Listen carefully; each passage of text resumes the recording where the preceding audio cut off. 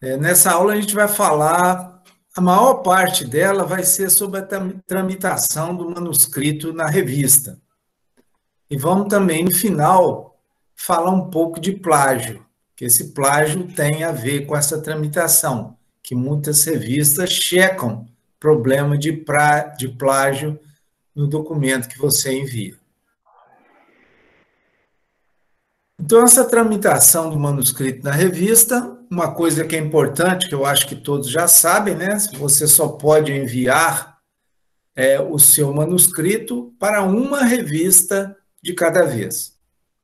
Se por acaso a revista rejeita o seu manuscrito, você pode enviar para outra revista, mas sempre uma de cada vez. Eu também vou usar esse termo manuscrito, que é o termo.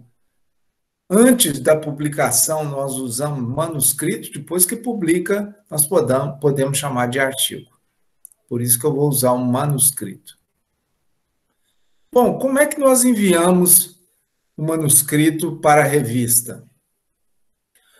A submissão hoje já é feita pelo website da revista. Você vai escolher a revista que você vai enviar, vai entrar nesse site da revista, vai cadastrar lá, vai ter uma senha, né? E quando você tiver que submeter, você vai entrar no site e vai apertar o botão de submissão do artigo. Bom, quando você estiver pronto para fazer submissão, é importante, além do seu manuscrito, que você tenha uma carta preparada para o editor. E essa carta em inglês eles chamam de cover letter. É uma carta importante e nós vamos mostrar mais adiante como preparar essa carta. Então, você já tem que estar com ela pronta. Também você deve ter em mãos, em relação aos autores do manuscrito, o nome completo de todos, o endereço institucional de cada um e também o e-mail de cada um. Porque dentro daquele formulário de submissão da revista, eles vão pedir essas informações para vocês. Uma coisa que vocês podem checar no formulário da revista de submissão é se eles vão pedir possíveis revisores. Porque se eles forem pedir, vocês já podem preparar isso também antes, deixar tudo preparado. Fica muita dúvida assim, mas como é que eu vou descobrir quem pode ser revisor para o meu manuscrito? Bom, gente, uma boa pista é você ir lá na referência que você fez no seu manuscrito. Então, você tem ali os principais estudos que são relacionados aos seus. E tem ali o nome dos autores. Então, daqueles nomes, você pode tirar esse possível revisor. Ah, mas eu não sei o endereço, não sei o e-mail. Hoje, com a internet, gente, é muito fácil. A gente sabendo o nome e sabendo a instituição, que já vem no artigo, você consegue descobrir várias informações sobre os possíveis revisores, inclusive o e-mail dele, entrando com os dados na internet. É importante saber também no que ele trabalha, o que ele faz, qual a linha de pesquisa dele, porque algumas revistas perguntam por que você escolheu aquele revisor. E, logicamente, nós não vamos escolher revisor que a gente conhece, né? A revista pode perceber isso. Você também pode deixar prontos os arquivos que você vai anexar lá na revista. Por exemplo, o texto principal é onde está o seu manuscrito. Você vai preparar um arquivo com esse texto principal, seguindo as normas da revista. Como é que ela quer esse texto principal? Em geral, elas pedem para você colocar nesse texto principal as tabelas, os títulos da figura, mas as figuras vêm separadas, geralmente. Isso depende, varia de revista para revista. Então, você vai preparar outro arquivo com as figuras. Se você tem informações suplementares, vai preparar outro arquivo com informações suplementares. Então, veja o guia para autores da revista que você escolheu, para ver com detalhes como você vai preparar esses arquivos. Bom, a cover letter, como eu disse, é uma parte importante. O objetivo da cover letter é informar a novidade da pesquisa para o editor. E esse é um papel importante, porque as revistas elas estão procurando novidade. Então, você já informa isso na cover letter. Essa é a informação importante. Você pode também informar a razão da escolha daquela revista, porque muitas vezes nós escolhemos uma revista porque na referência que nós usamos naquele manuscrito, essa revista é muito citada. Então, várias das nossas citações são daquela revista. Então, aquele assunto que nós estamos tratando no nosso manuscrito, ela é debatida naquela revista. Então, por isso, geralmente, que a gente escolhe essa revista. Bom, a estrutura da cover letter, ela começa com uma introdução, e essa introdução é onde você vai falar para o editor qual que é o título do seu manuscrito, falando que você está submetendo aquele determinado manuscrito. Pode, às vezes, citar até os autores, alguns citam, outros não. E, em seguida, você mostra qual a contribuição dada pelo seu estudo. Essa é uma parte muito importante, né? Mostrar para o editor que você tem uma novidade. A novidade é essa, para ele poder julgar se, de fato, aquela novidade é relevante para a revista dele. E também pode falar sobre a razão da escolha da revista ou a razão pela qual o seu manuscrito pode interessar aquela revista. Alguns colocam isso também. Bom, eu vou dar um exemplo aqui de uma cover letter que eu mandei, tem já alguns anos, 2, 3 anos, talvez. Veja que nós colocamos aqui o cabeçalho. Se você souber o nome do editor, você pode colocar o nome dele. E Crop Protection, que é a revista. Então, veja o que nós escrevemos.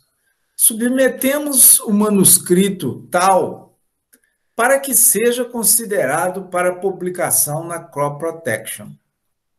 Neste manuscrito, conduzimos 4 ensaios de campo para mostrar que os níveis de resistência dos genótipos ao mofo branco não influencia a densidades de feijoeiros do tipo 3.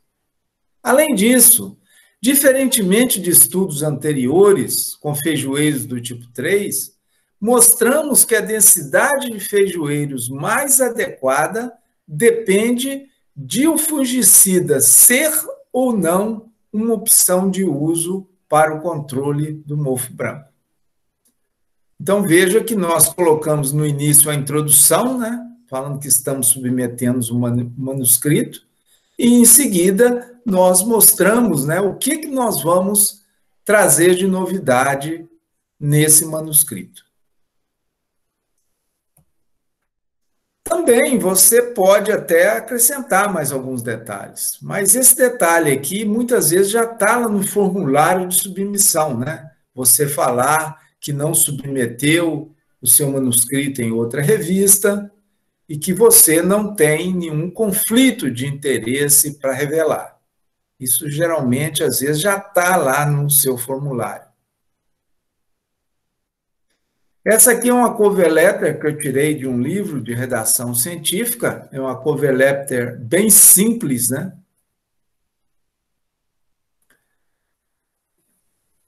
Nós gostaríamos de submeter um manuscrito intitulado X pelos autores A e B para para consideração de publicação na revista tal. Então, veja que aqui você faz uma introdução bem simples. Em seguida, veja aqui o que ele escreve em relação às características relevantes do manuscrito. O estudo reportado neste manuscrito, ele estende o estudo descrito em nosso artigo anterior. E ele apresenta ali o título desse artigo anterior. Para sua referência, uma cópia deste artigo foi incluída como material suplementar. Então, os autores enviaram, junto com a submissão, como material suplementar, esse artigo publicado anteriormente. Então, ele anexou ali. E aqui vem aquela despedida, né? Ou a conclusão. Esperamos que o nosso artigo seja publicado, alguma coisa assim. E faz a sua despedida. Então, é um modelo bastante simples, e se vocês quiserem outros modelos, vocês vão encontrar isso na internet, não é difícil. A parte mais difícil aqui é a característica relevante do seu artigo, né? Aquela novidade, porque cada artigo vai ter uma novidade diferente. Então, talvez a parte mais difícil de escrever. A lista de possíveis revisores, nós vimos que nós podemos obter esse revisor nas referências do nosso manuscrito. E um detalhe importante aqui, que algumas revistas aceitam, é que você pode solicitar que certas pessoas não revisem seu manuscrito. Por diversas razões, né? Uma delas seria por conflito de interesse, por exemplo, porque aquela pessoa trabalha num grupo de pesquisa que conduz estudos semelhantes ao seu. Então, você não gostaria que eles lessem em que pontos está seu estudo. Então, você poderia pedir para ele não revisar o seu estudo. Bom, processo de revisão. Você prepara, então, a submissão. Quando você termina o processo de submissão, antes de enviar, ela vai apresentar para você todo o documento em PDF e você vai checar, né, se está tudo certinho, se está tudo em ordem. E depois disso, você dá o enviar. Então, a revista, ela vai acusar o recebimento do manuscrito por e-mail. Isso segundos depois que você enviou. Então, aí você tem certeza que ela recebeu. Bom, o editor, ele vai pegar o seu manuscrito. O que geralmente ele faz? Ele vai ler a cover letter. Na cover letter já tem o título do seu manuscrito. Ele vai pegar o manuscrito, vai dar uma olhada no resumo para ter uma boa ideia de que trata o seu manuscrito. Como ele tem um tempo limitado, ele tem muitos manuscritos que ele recebe, ele geralmente dá uma olhada nas figuras, nas tabelas, dá uma olhada no texto, ver se está bem escrito ou não, dá uma olhada na conclusão. Muitas vezes ele não lê o manuscrito completo. Mas com essa olhada que ele dá, ele já dá para tomar uma decisão.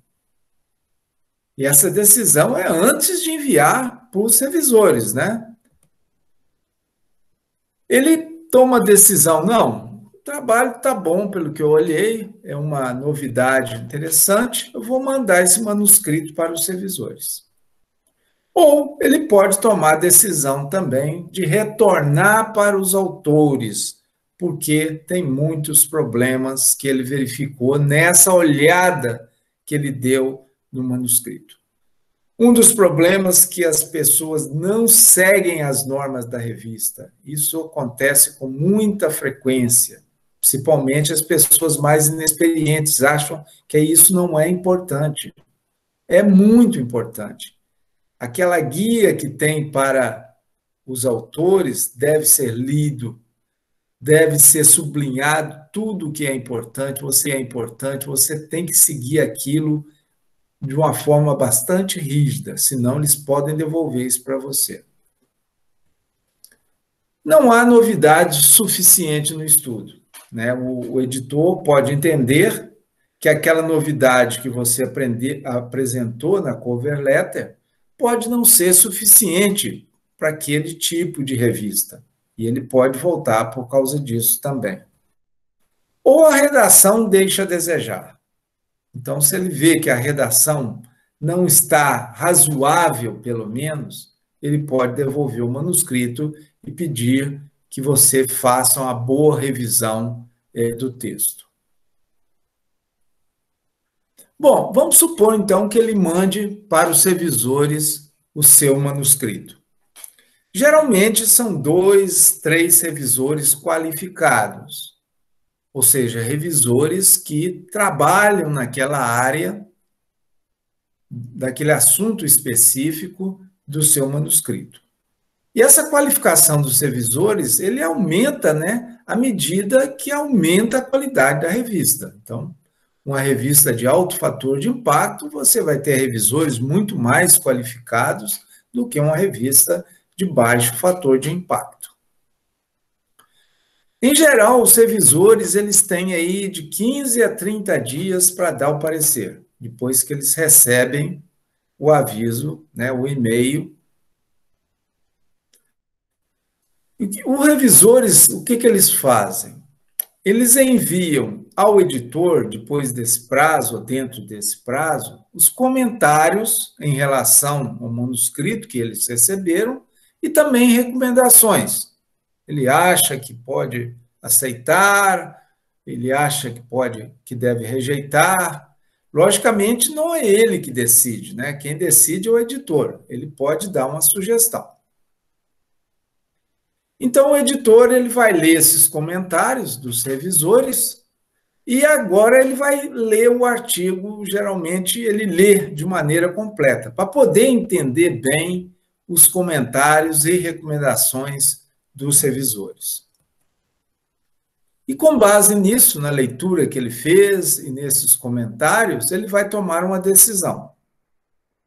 Ele pode decidir aceitar sem revisão. Agora, isso é muito raro.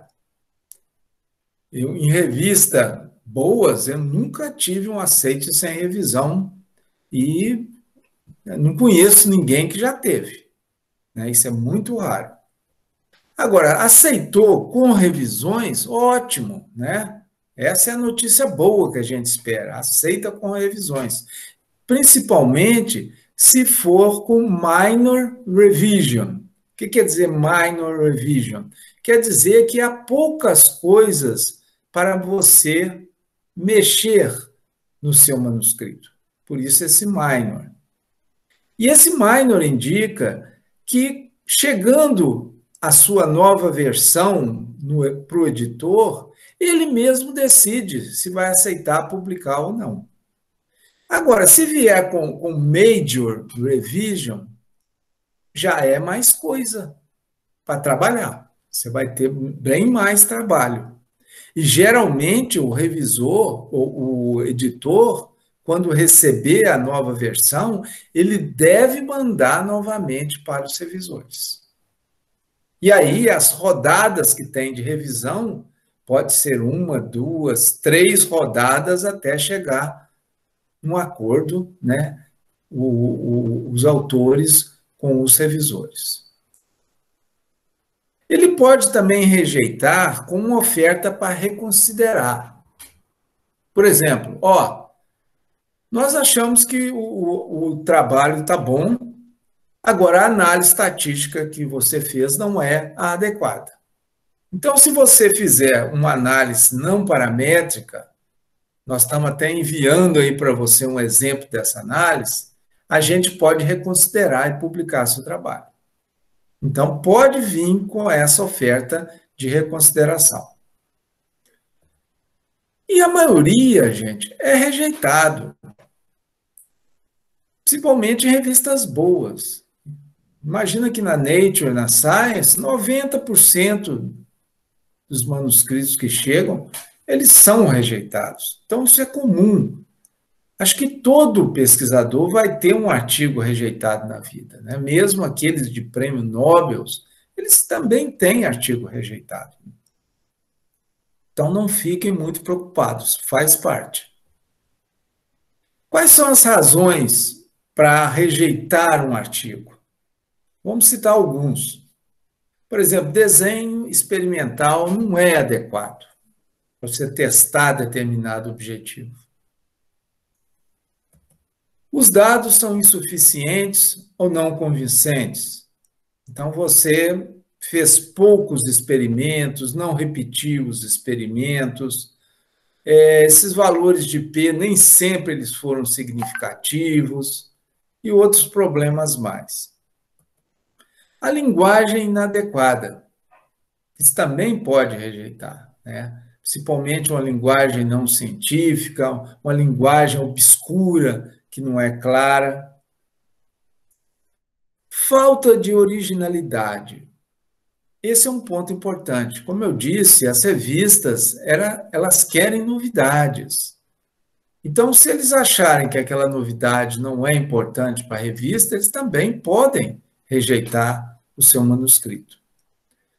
Presença de vieses, que em inglês é bias, né? Então, esses vieses, se eles perceberem que há vieses na sua pesquisa, eles também podem rejeitar. Bom, isso são razões ligadas à parte científica, mas existem outras razões também. Por exemplo, volume grande de submissões, né? Você enviou numa época que houve um grande volume e eles tiveram que rejeitar uma quantidade muito grande e o seu estava ali no meio. Outra razão também é a qualidade e experiência dos revisores, né? Muitas vezes nós pegamos um revisor muito rígido e ele acaba rejeitando o nosso trabalho, né? Apesar da gente ter certeza que tem uma novidade importante ali para apresentar. Então, isso fica fora um pouco do nosso controle. Bom, mas se ele for rejeitado, o que nós podemos fazer? Aproveitar, gente, os comentários e as recomendações dos revisores. Então, a gente tem que debruçar em cima desses comentários, porque nem sempre eles são bem escritos. Às vezes a gente não entende na primeira leitura, mas tem que reler aquilo até entender bem o que eles estão querendo. E geralmente são comentários que podem trazer melhoras para o nosso manuscrito. Então, tente melhorar seu manuscrito aproveitando esses comentários e recomendações dos revisores e do editor. E com base nos pareceres dos revisores, decida, né, se você vai mandar o seu manuscrito para a revista do mesmo nível que aquela que você recebeu uma recusa, ou para uma revista mais modesta. Né? Com base naquilo que você leu de comentário, se eles viram que tem problemas graves, né, falhas graves, e você concorda que de fato ocorreu, você vai ter que mandar para uma revista mais modesta. Agora, se você acha que ainda tem uma boa coisa, tem uma boa novidade, você pode mandar para uma revista do mesmo nível daquela anterior. Isso aí é usar o bom senso, né? Aceitar com revisões. Então, você recebe uma carta do editor, onde ele explica que o estudo tem méritos, mas que precisa ser melhorado. E logo em seguida vem uma lista de problemas identificados, primeiro pelo revisor A, depois uma lista do revisor B, e logicamente o editor também ele dá alguns palpites, né, em relação ao que pode ser melhorado no manuscrito. O importante aqui é a gente ver se é minor revision ou major revision, para a gente ter uma ideia se vai ter muito trabalho ou não, né? Se for minor, ótimo. talvez você mandando a nova versão para o editor, ele mesmo já aprove sem ser necessário passar por revisores novamente. Carta do editor com a decisão. Estou mostrando aqui uma carta que eu recebi, só para vocês terem uma ideia. Olha o que ele escreveu. Seu artigo está aceito para publicação com poucas revisões. Então, aqui é minor revisions. Né? Por favor, implemente as sugestões dos revisores e sugiro que melhore o texto, removendo todos os pronomes pessoais. Então, neste manuscrito, eu usei muito pronome pessoal nós verificamos, né? Nós observamos, mas essa revista tem como norma não usar essa forma, esses pronomes pessoais. Então, eu tirei todos esses pronomes. Olha essa outra carta. Os comentários são para o autor e vai para o autor correspondente, né? Recebi 2 revisões do manuscrito. Embora o primeiro revisor tenha sugerido minor revisions, o segundo revisor mostrou que há muito trabalho a ser feito no manuscrito antes que seja considerado para publicação.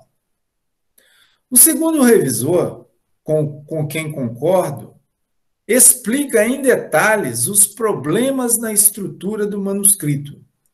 No entanto, ambos os revisores acharam o estudo interessante e continuaram nessa linha. Por favor, submeta nova versão do manuscrito à revista Plant Pathology. Então, vocês veem que nessa carta de aceite, o editor informa que um dos revisores encontrou minor revisions, mas o segundo revisor encontrou major revisions. Então, logicamente, a coisa vai dar um pouco mais de trabalho, né, para a gente melhorar o nosso manuscrito e, possivelmente, o editor vai mandar novamente o seu manuscrito na nova versão para os revisores. Comentário dos revisores. Início do parecer de cada revisor. O que eu quero mostrar aqui para vocês, que vocês também vão dar parecer, é que geralmente eles começam a dar o parecer sobre o seu manuscrito, dando uma ideia para o editor do que foi feito naquele estudo. Porque muitas vezes o editor lida com muitos manuscritos, ele não vai lembrar exatamente o que é o seu. Então, eles lembram ali partes importantes do seu manuscrito, como esse aqui, por exemplo. Vejam que tem aí a identificação do manuscrito. No caso aí, PDIS, quer dizer Plant Disease, e tem um número, lá no final tem um RE, que é a revisão. Veja que não tem nenhum número antes de RE. Mas, se esse processo de revisão continuar, vai aparecer, por exemplo, um 2RE, quer dizer, já passou por 2 rodadas, 3RE, passou por 3 rodadas. Ele colocou embaixo o título do manuscrito e o Lima é o primeiro autor. Então, ele diz o seguinte: o artigo de Lima, intitulado X, descreve a seleção de genótipos de 3 programas brasileiros de melhoramento de feijão para a resistência ao mofo branco.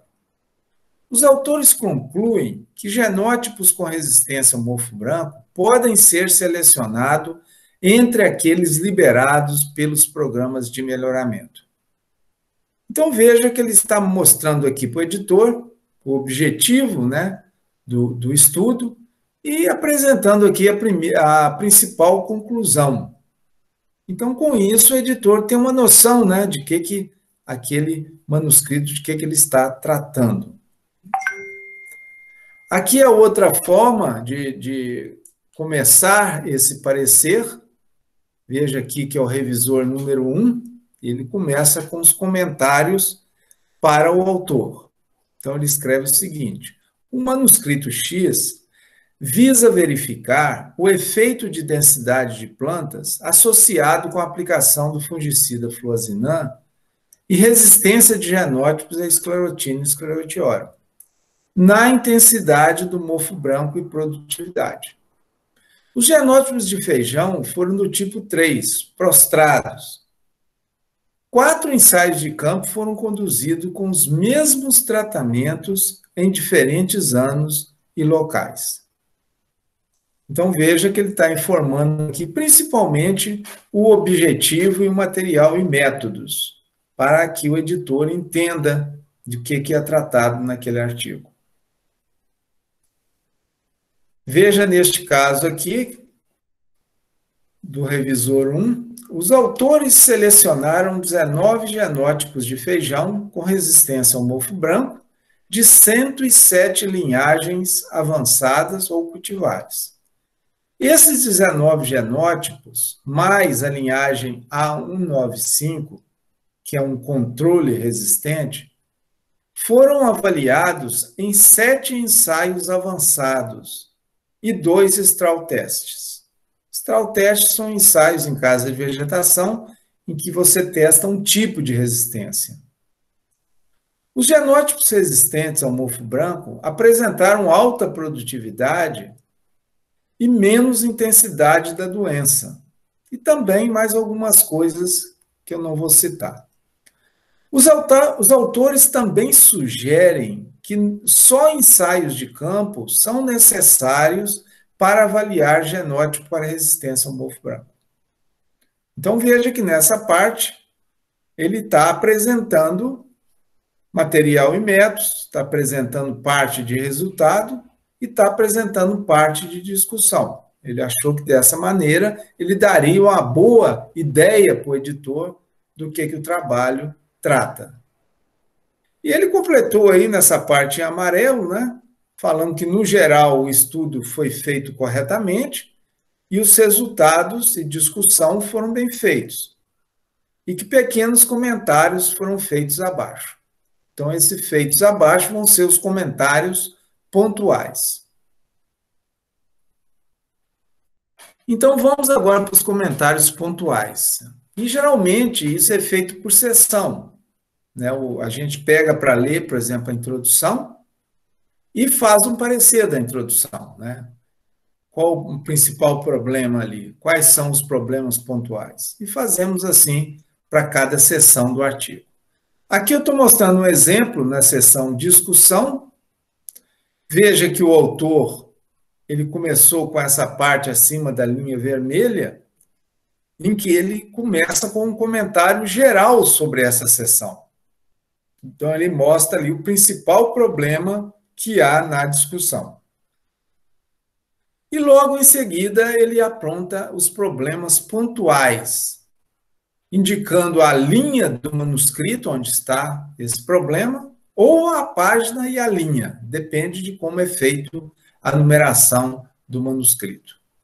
Então, ele indica ali que na linha 343 a 363 tem um problema que precisa ser resolvido. Logo em seguida, ele cita a linha 391, que também ele quer fazer algum comentário em relação a isso. Bom, então nós recebemos esse parecer dos revisores. Nós vamos fazer a correção do nosso manuscrito com base no que eles apresentaram e vamos fazer a ressubmissão do manuscrito. O manuscrito é escrito errado ali, me desculpem. Lembrem-se que a identificação do manuscrito deve ser dado nessa ressubmissão, né? Indicar qual é a identificação dele. Lidando com revisores e editor. Seja gentil e educado, né? Geralmente, quando a gente recebe um parecer negativo, a gente fica chateado. A tendência quando a gente começa a ler os pareceres, a gente vê que, de fato, eles têm razão. Pelo menos na maioria das coisas que eles recomendam. E vejam bem, gente, eles fizeram isso, eles não estão ganhando nada para fazer esse parecer, eles estão querendo ajudar. Então, nós temos que ser gentil e educado com esses pareceristas. Você não precisa aceitar todas as sugestões, mas quando você não aceitar uma sugestão, você tem que justificar, e bem justificado. Algumas vezes você tem que enviar até algum artigo que dê suporte à sua afirmação. Você envia aquilo para o editor para mostrar, olha aqui, ó, eu estou falando isso por causa desse artigo aqui. Então, você tem que enviar isso. Então, tem que justificar bem aquilo que você não aceita. Uma coisa que eu recomendo é você corrigir o seu texto além das sugestões dos revisores. Veja bem, enquanto você está nessa tramitação com os revisores, o texto é seu, o artigo é seu. Então, você pode trabalhar nele o quanto você quiser para melhorá-lo. E muitas vezes também acontece que com uma sugestão ou duas sugestões que os revisores dão, te fazem pensar outra parte do manuscrito. Então, você quer mudar alguma coisa, pode fazer isso, não tem problema nenhum. E eu sempre faço, né? Porque cada lida que eu dou no meu manuscrito, eu sempre vejo alguma coisa que pode ser melhorada. Prepare uma nova versão do manuscrito enfatizando as correções. Isso a revista vai te pedir. Ó, você me manda uma nova versão, mas eu quero saber onde é que você fez as mudanças. Então, você coloca ali onde é que você fez as mudanças com a letra de outra cor, por exemplo. Então, isso as revistas vão te pedir para eles checarem se de fato você fez essas mudanças. Ao devolver o manuscrito corrigido ao editor, você vai enviar novamente uma carta. E essa carta você vai agradecer aos revisores pelas sugestões e vai listar os pontos levantados pelos revisores e às vezes também pelo editor e vai dar uma solução para cada item que eles levantaram o problema. Ou, se você não aceita, você vai justificar por que não aceita. Geralmente são cartas longas, principalmente se for um major revision, né? Um exemplo de carta de ressubmissão. Nós estamos submetendo a versão revisada do nosso manuscrito X. Nesta versão revisada, nós abordamos as preocupações dos editores e dos revisores. Nós agradecemos a ambos pelos comentários e sugestões. Então, isso aqui é mais ou menos padrão, né, para qualquer artigo que você enviar. Agora, você vai também fazer uma resposta aos comentários do editor. O editor, geralmente, também ele dá algumas sugestões, responde a ele, e depois responde aos revisores, a um por um, né? Revisor A responde tudo o que ele perguntou. Revisor B responde tudo o que ele perguntou. Então, essa resposta tem de ser de item por item. Se ele indicou que na linha tal tem um problema, você tem que se referir a esse problema e tentar sanar essa dúvida que ele tem. Exemplo de resposta aos comentários de revisor. Veja aqui, essa é uma resposta ao revisor 2. Então, neste caso aqui, eu coloquei o comentário dele, dei um Ctrl+C, Ctrl+V, coloquei aqui o comentário. Veja que o comentário em relação ao abstract, que ele está questionando a primeira sentença que nós colocamos no abstract. Então, logo em seguida, eu apresentei a resposta, né? Por que eu coloquei essa sentença.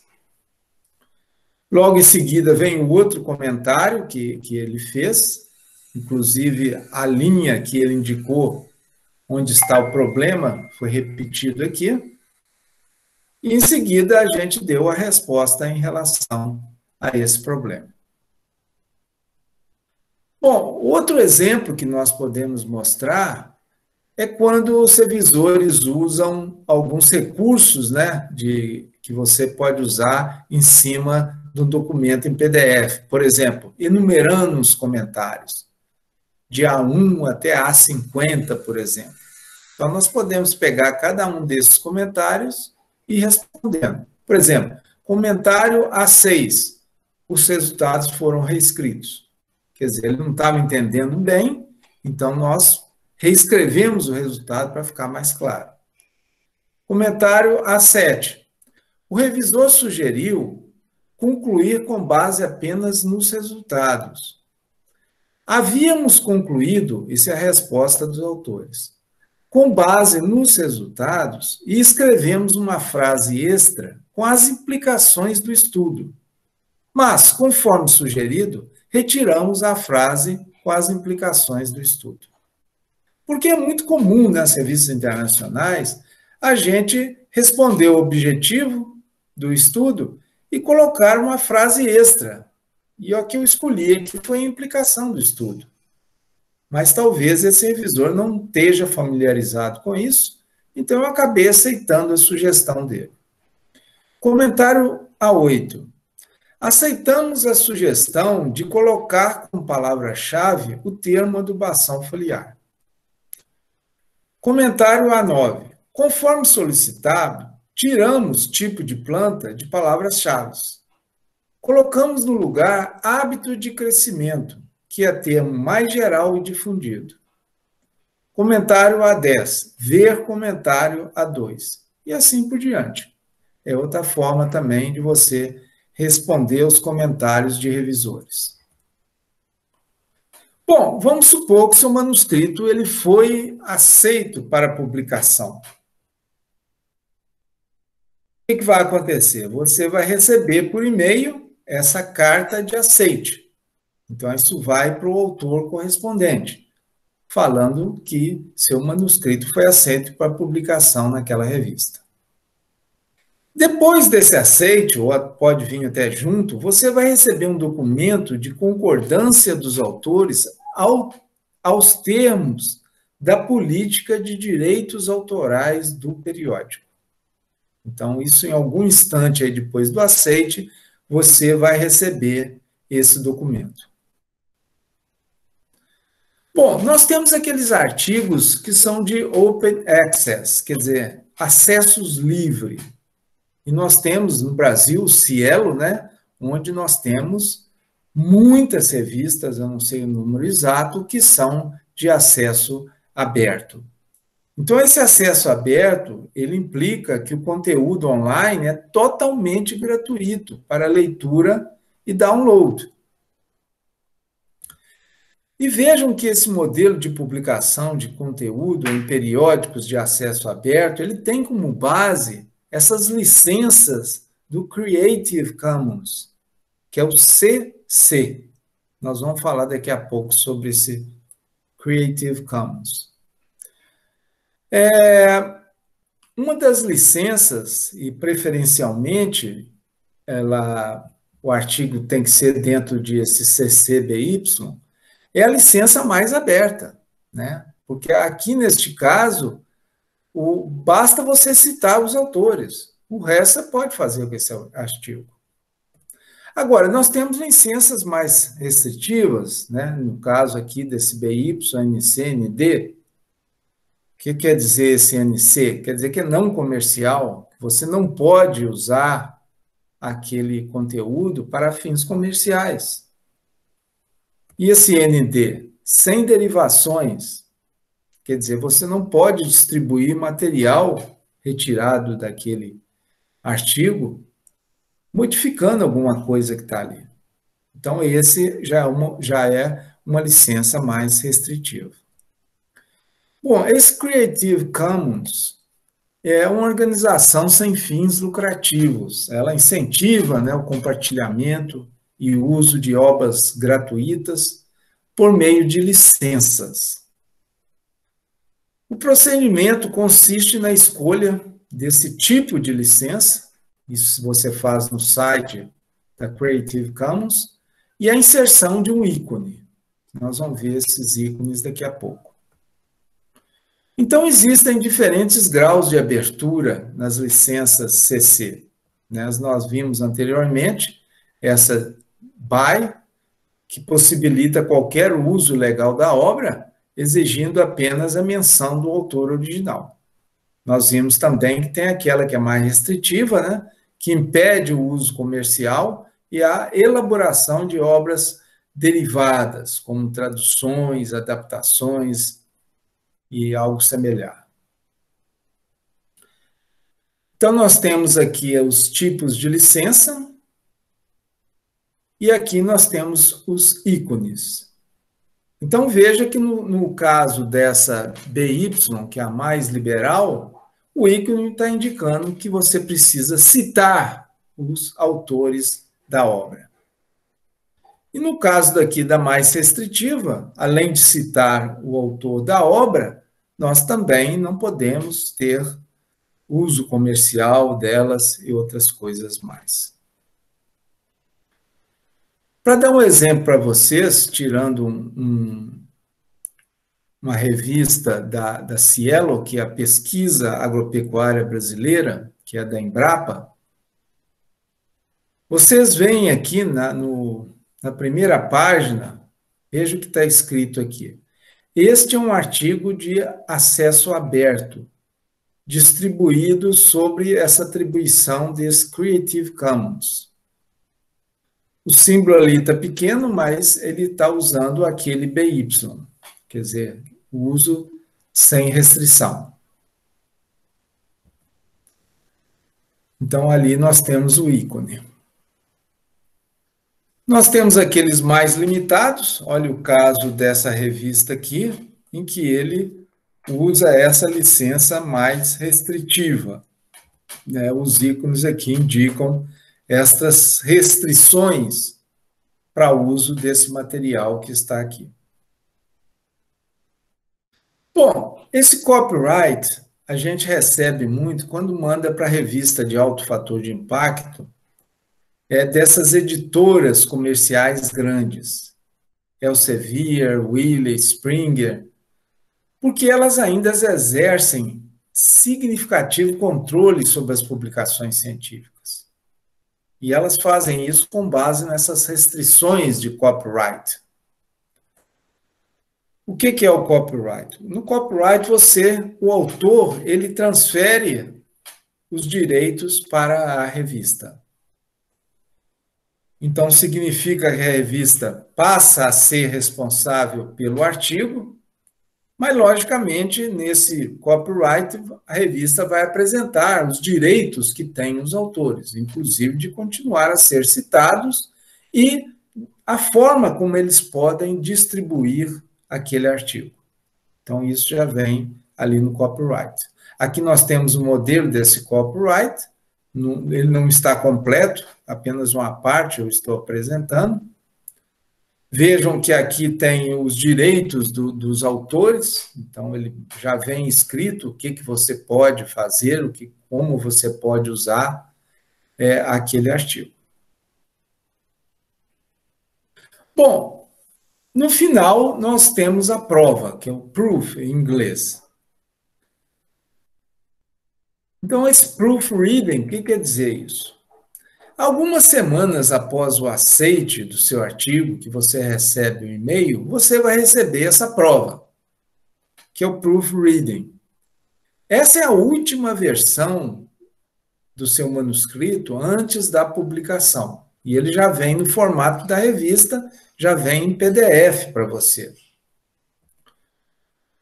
Então, aquele reading que está ali é para você ler, é a prova para ser lida. Então, você deve ler com cuidado essa prova, palavra por palavra. E, geralmente, eles te dão de 2 a 3 dias para fazer isso. Então, logo que receber, já pegue isso e comece a fazer essa leitura cuidadosa. Até hoje, de todas as provas que eu recebi, todas tiveram alguma coisa para corrigir. Todas. Então, pode procurar com atenção, porque alguma coisa você vai encontrar. A revista espera que você corrija erros pequenos. Por exemplo, o erro de digitação é um deles. Então, erros pequenos, você pode indicar para eles: ó, isso aqui não está correto, isso aqui teve um probleminha. Agora, o que não pode é você fazer correções no conteúdo do manuscrito. Você podia ter feito isso enquanto estava tramitando com o revisor. Lá você podia, aqui não. E veja bem, se você fizer alguma mexida aqui mais profunda, há revistas que cobram pelo trabalho, principalmente se esse trabalho foi terceirizado. Eles vão cobrar por isso. Liberação do artigo. Muitas revistas, elas disponibilizam logo o artigo para leitura. Quer dizer, antes de publicar, elas já colocam esse artigo no site. Muitas vezes na forma do manuscrito aceito, a forma que ele está como aceito, outras vezes utilizando a prova ainda sem corrigir, ou até a prova já corrigida. Isso vai variar de revista para revista. Então, isso é interessante, que o seu artigo já aparece tendo visibilidade para os leitores. Nesta fase, o artigo já recebe um DOI. O que é o DOI? Essas iniciais de Digital Object Identifier. Então, é a identificação daquele artigo. E com esse DOI, você já pode entrar até no Lattes, julgar lá o DOI e registrar que esse artigo já está publicado. Logicamente, quando publicar mesmo e você tiver o volume onde esse artigo está, você vai ter que voltar no Lattes e dar esses detalhes, porque ele não muda automaticamente, não. Bom, atuando como revisor. Se vocês forem trabalhar como numa universidade, forem trabalhar numa instituição de pesquisa, com certeza vocês vão ter que atuar como revisor. Então, vejam, o convite vai chegar por e-mail. Agora, tomem muito cuidado com revistas predatórias. Tem muita revista predatória. O que é revista predatória? É aquela que está mais interessada de receber o dinheiro dos autores. Ela publica qualquer coisa. Ela quer mostrar que faz revisão pelos pares, mas é uma revisão muito superficial.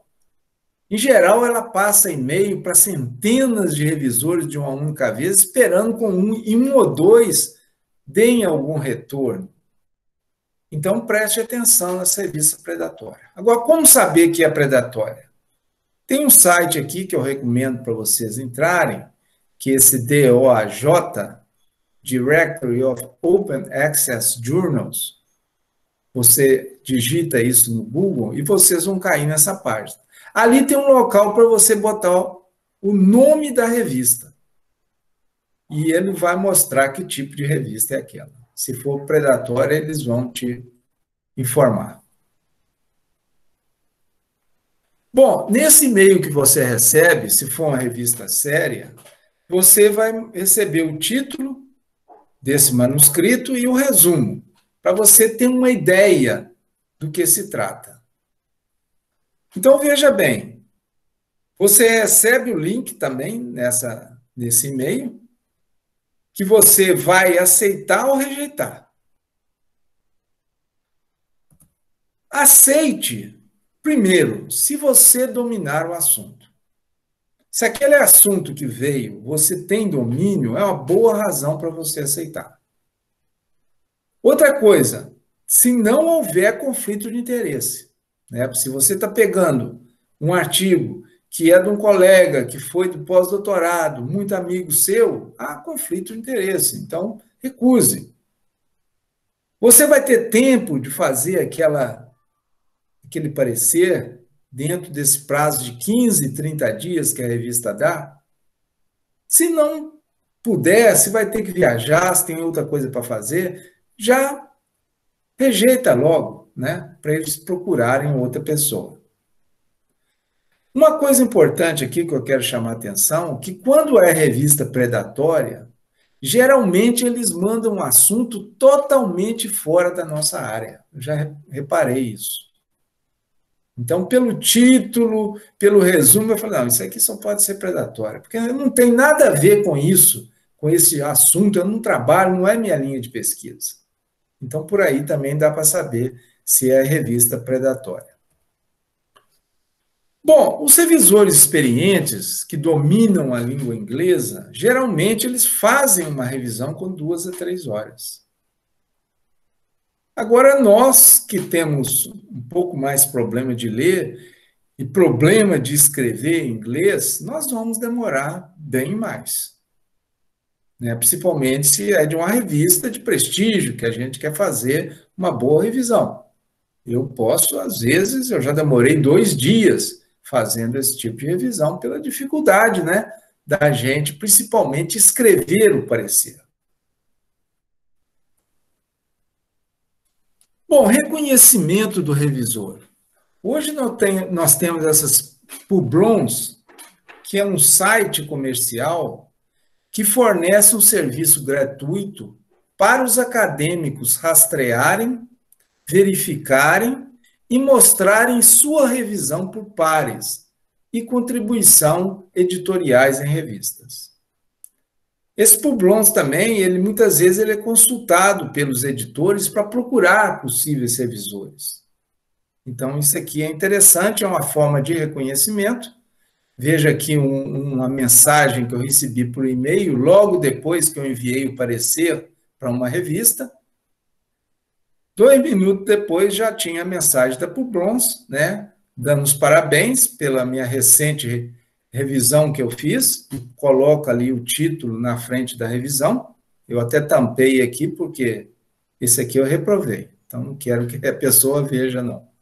Então, essa revisão foi feita para a revista Séries, que foi automaticamente colocada no meu perfil da Publons, como parte da parceria com a Universidade Federal de Viçosa. Então, deem uma olhada nesse site, basta você escrever esse Publons que vocês vão cair nesse site. É interessante. Como atuar como revisor? Bom, o que eu faço, e que eu vejo que muita gente faz, que quando a gente recebe o manuscrito, a gente começa fazendo uma lida de todo o manuscrito, sem fazer comentários, sem fazer observação, sem fazer anotações, apenas lemos. Veja bem que com essa primeira leitura, a gente já fica tendo uma boa ideia da qualidade do manuscrito. Se o artigo é de má qualidade, e isso a gente percebe logo, eu não vou gastar tempo com esse artigo. O que eu faço? Eu indico para o editor os principais problemas, não vou dar mais detalhes aqui não, eu vou indicar os principais problemas e já rejeito. Acabou, isso consigo fazer em 1 hora, 1h30. Agora, se o artigo é de qualidade, que a gente vê que tem uma novidade interessante no artigo, que está bem escrito, nós vamos fazer uma segunda leitura, né, de sessão por sessão, e vamos anotando os problemas de cada uma das sessões. E no final fazemos um comentário geral sobre o manuscrito, né, falando sobre a novidade, sobre a qualidade da redação e outras coisas mais. Bom, alguns pontos importantes que a gente tem que observar como revisor, aqui são apenas alguns, porque existem vários, né? Por exemplo, qual a pergunta do manuscrito? A pergunta que foi feita, ela é relevante? É uma pergunta interessante? A metodologia que foi utilizada é adequada para testar aquele objetivo que ele apresentou? Ou a metodologia não é adequada? Há novidades no estudo? O que ela vai acrescentar de conhecimento? A conclusão é consistente com as evidências, que são seus resultados, ou resultados de outros autores? E também ela é consistente com os argumentos que você apresentou na discussão? Ele respondeu à pergunta do estudo? A escrita é clara? Ela está feita dentro daquele tipo de escrita científica, e a gente vai ver nas próximas aulas que a escrita científica tem algumas características, de preferência que seja uma escrita concisa também. Bom, você pode indicar erros de redação, mas não é a principal função do revisor. É quase que uma gentileza que nós fazemos com os autores, né? Indicando uma forma melhor de escrever determinada frase. É ótimo, muitas vezes eu recebo e agradeço muito quando o revisor me dá uma sugestão para fazer melhor aquela frase. Bom, para terminar, nós vamos falar sobre plágio. Como eu disse, plágio nós podemos cometer nessa submissão do nosso artigo. Em algum momento, durante essa tramitação do seu artigo, eles vão checar o seu texto para plágio. Então, tome cuidado. Plágio no material e métodos não é um grande problema, não, porque muitas coisas do material e métodos são semelhantes em vários artigos. A gente tem que preocupar mais em introdução e discussão, principalmente. O que é o plágio? É você apresentar ideias de outros como se fossem suas. E vejam bem, esse plágio, além de ideias, nós temos plágio de dados. Esse é um plágio sério, né? Você apresentar dados de outros como se fossem seus. Isso é muito sério. Agora, nós temos também plágio de frases. Se você pega uma frase de um autor e repete no seu estudo exatamente como você pegou, ou até modificando um pouco, você também está fazendo um plágio. Então, gente, nós citamos ideias e não o texto do autor. Então, existem hoje programas de computador que detectam plágio no texto e a gente precisa estar atento a isso, né? Saber que aquele texto que nós mandamos pode passar por esse programa. Bom, dentro desse termo plágio, nós temos algumas palavras importantes, ou formas de evitar o plágio. Uma forma de evitar o plágio é fazendo a citação. A citação é uma cópia, palavra por palavra, do que alguém escreveu. Você copiou exatamente o que os autores escreveram. E essa passagem citada, o que se faz é colocá-la entre aspas. Então, põe uma aspa no início e uma aspa no final. E, logicamente, você tem que citar a fonte. Só que tem esse uso de aspas, não é muito comum na nossa área biológica.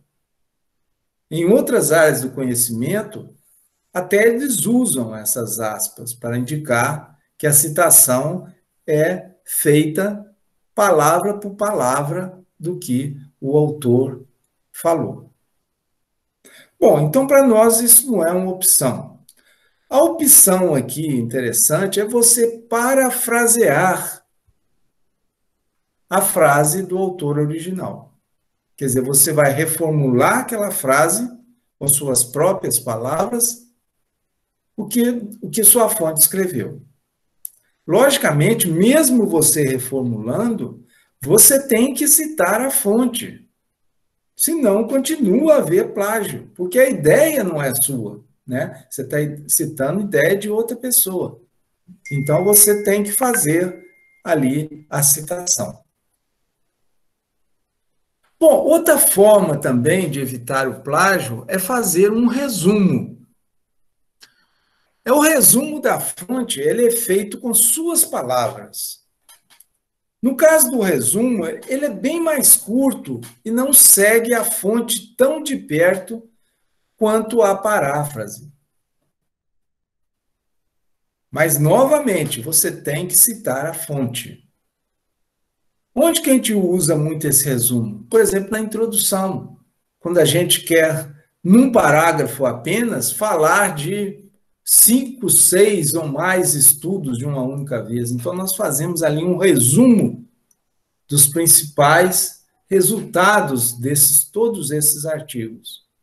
Então, é uma forma também de nós evitarmos aquele plágio, que seria aquela forma argumentativa que nós já comentamos com vocês de se escrever. Agora, a referência, ela tem que ser feita, né, para identificar a fonte tanto da citação, quanto da paráfrase, quanto do resumo. Você tem que citar essa fonte, senão é plágio. Existe também o autoplágio. O autoplágio é você enganar editores, até leitores, com a apresentação de dados, ou de texto e figuras reciclados como se fossem novos. Muitas vezes você pega de trabalhos anteriores seu, joga aquilo num novo trabalho, como se fosse a primeira vez que você está apresentando aqui. Então, isso é um autoplágio, coisa que nós também devemos evitar.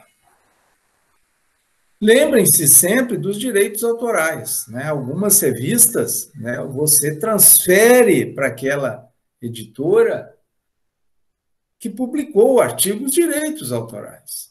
Então, toma cuidado, não quer dizer que aquilo é seu, aquilo já não é seu mais. Você passou aquilo para Elsevier ou outra editora. Tome cuidado com isso.